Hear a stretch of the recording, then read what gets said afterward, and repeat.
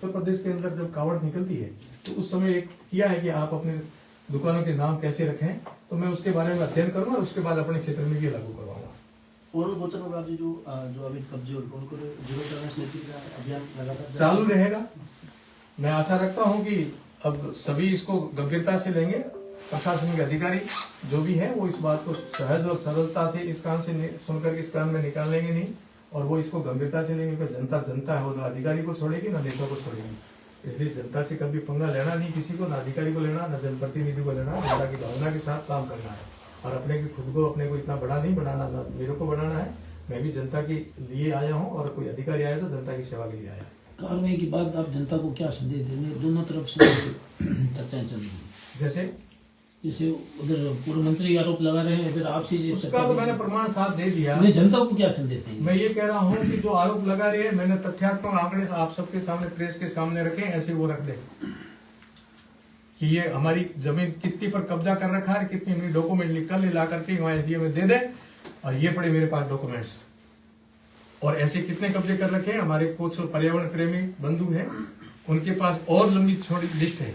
कहाँ का तालाब है, कहाँ का पानी के और स्रोत है, कहाँ गोचर है, कहाँ ओरन है, कहाँ क्या किया है, किस प्रकार से ये अपने बनाते जा रहे हैं, किस प्रकार कब्जा करते हैं, खेती करते जा रहे हैं, वो सभी है। इसलिए उनके पास कोई आंकड़े हैं तो बिल्कुल आपके पास कागज है तो आपका अधिकार आप रखिए, नहीं तो सरकार अपने हिसाब से कार्रवाई करेगी। अपराधियों जो भूमाफिया उनको शरद की योगी का दो टूक में क्या संदेश, दो टूक में जो वास्तविकता कहना चाह रहे? इससे बड़ा कोई पाप नहीं है, और जो ऐसे पाप करेंगे वो अक्षम्य है, उनको कोई क्षमा नहीं करेगा। मैं तो मेरे जीवन में कभी ऐसा कलंक लगने नहीं दूंगा कि इनको प्रोटेक्शन दूं, इनको प्रोत्साहित करूं, और ऐसे गो हत्यारों को भी संरक्षण नहीं मिलेगा।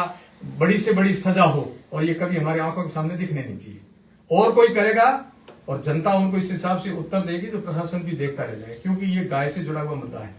छोटा सा कोई किसी देश में कार्टून बनाता है किसी धर्म के लेकर के, और पूरा विश्व एक हो जाता है, और जिसको हम गो मानते हैं, हमारी माता मानते हैं, तो उसमें कोई पार्टी का विषय नहीं है। ये आस्था है, हिंदुत्व का विषय है। ये कांग्रेस में हो, चाहे बीजेपी हो, चाहे किसी भी पार्टी में, गाय स्वरूप रही है सबके लिए। बाबू जी, आज एक खुफिया रिपोर्ट में जो है कहा जा रहा है कि खुफिया रिपोर्ट मिल रही है कि यहाँ पे सांप्रदायिक सौहार्द बिगड़ सकता है। तो इस तरीके की कार्यवाही से अगर सांप्रदायिक सौहार्द बिगड़ता है तो उस पर आपकी क्या कार्रवाई रहेगी? उस पर क्या सांप्रदायिक सौहार्द बिगाड़ने की हिम्मत किसकी है? कोई आके बताए हम करेंगे। किसी भी प्रकार से सांप्रदायिक सौहार्द बिगड़ने देंगे हम लोग। कोई माई का लाल है उसके लिए सांप्रदायिक सौहार्द कैसे बिगाड़ सकते हैं आप यहाँ पर? उसके लिए सर लॉ एंड ऑर्डर को कैसे मेंटेन रखा जाएगा? कभी भी सपने में भी नहीं होने। कुछ लोगों ने तो ये भी सपना देखा ना, गजवाई हिंद कर देंगे हम लोग। उनका सपना भी साकार नहीं होगा। जो सांप्रदायिक सौहार्द बिगाड़ना चाहते उनका भी सपना साकार नहीं होगा। ये हिंदुस्तान है और ये मोदी का राज है और ये भजनलाल जी का राज है। इसलिए ये सपने देखना बंद कर दें। कुछ स्वप्न है, दुस्वप्न है, दुस्वप्न हम साकार नहीं होने देंगे। जनता यहाँ की साकार नहीं होने देगी, यहाँ की सरकार नहीं होने देगी। ये कभी भी मत सोचना सपने में भी कि हम लोग ऐसा कर देंगे। कब्रिस्तान वाली कार्रवाई क्यों रही, क्या वजह रही? कब्रिस्तान की कार्रवाई कुछ ऐसी गलतफहमी हो गई थी कि ये इनके पास डॉक्यूमेंट है, अपने जो गए हैं, एक थोड़ा सा तारतम्य कहीं कहीं कमी रही थी, वो तारतम्य दूर हो गया है और दूर होते वापस कार्रवाई शीघ्र। ये शीघ्र कार्रवाई वापस कब शुरू? जी बिल्कुल, इसके साथ में एक बैठक होगी हमारी, किसी अधिकारियों के साथ भी होगी। अधिकारी अपने स्तर पर भी